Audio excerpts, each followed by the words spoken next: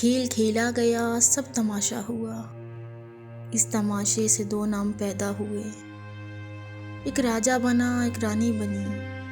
खेल खेल में ही कहानी बनी। फिर जमाने को ये सब सुनाया गया।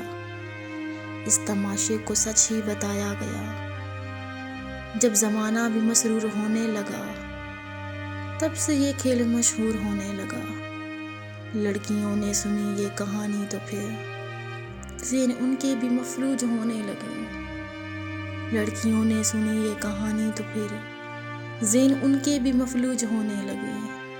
थाम कर हाथ लड़कों का कहने लगी, मेरा राजा है तू, उसकी रानी हूँ मैं, बस दीवानी हूँ मैं, बस दीवानी हूँ मैं। बेटियों का ये चेहरा जो देखा तो फिर बेटियों तक से बाप डरने लगे। तमाशे से कि बाप मरने लगे। बाप का मान रख, उसकी पगड़ी बचा। झूठ है ये फकत झूठ में ना आ, अपना दामन बचा। जाओ गुड़िया, कहानी मुकम्मल हुई। कोई राजा नहीं, कोई रानी नहीं, इस मोहब्बत की कोई कहानी नहीं, इस मोहब्बत की कोई कहानी नहीं।